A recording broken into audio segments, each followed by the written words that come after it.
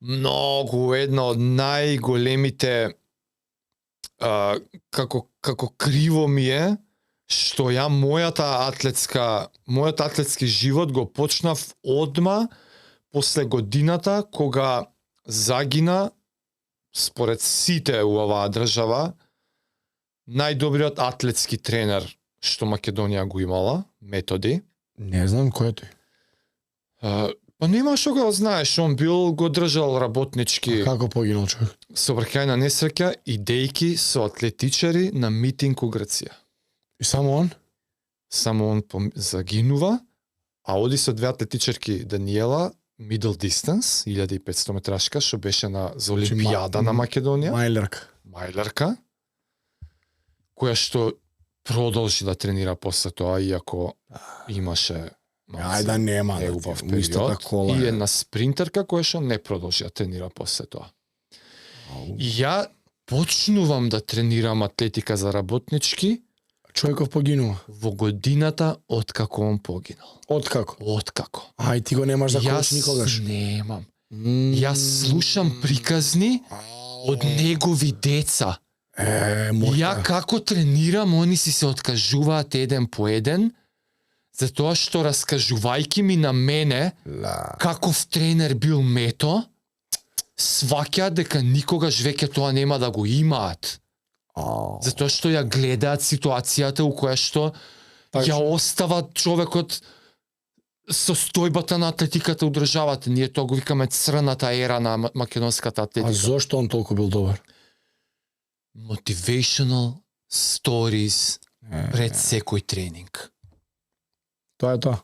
Приказни, вика, Кираджиеви најмногу ми имаат доловено за него. Они го имаат фатено многу, Они го имаат фатено, ама замисли, они како дечулана у основно пето, шесто оделение. Тоа ме зачуди.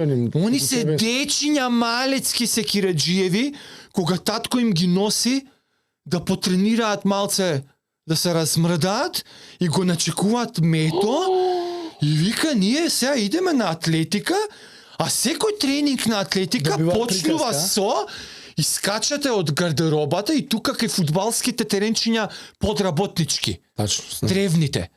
Како под трибина ќе му дојде на салата. И вика, ние седиме у опрема, чекаме, секој тренинг почиња со 20 минути приказна. И Мето раскажува. И секој пат е различна приказна. Дали за некоја трка, дали за некоја атлетичарка, за некоја русинка, за некоја американка, за некој предизвик или ќе искористи пример. Еве Дејан, што трчаше на кросот лани, како го помина тоа, па ќе се посвети на нас малите дечиња. Еве Аце, види го Дане. Дане на Балканијадата, знаеш како направи пред тоа, вика, се беше приказна. И преку вистински примери. Со вистински примери, со соживување, со давање кредит, со ваму, вика, ние сме вака. Само Аце и Весна Кираджиеви остана да трчаат од како загина тој човек. Да? Уште Дане и Дејан продолжија некако година, две. Ама они гледаш, школа има Кираджиеви тренинг систем. Со мука нека, значи, пази, Мето држење најбројни денови на работнички. Вика, ние идеме на тренинг, бе, група. Мора да не дели. Средно пругаши толку загревање, долго пругаши толку, фрлачи таму. Не забушаваш, не крадеш. Скокачи таму, ваму, таму. Вика, тоа е урлање, бе.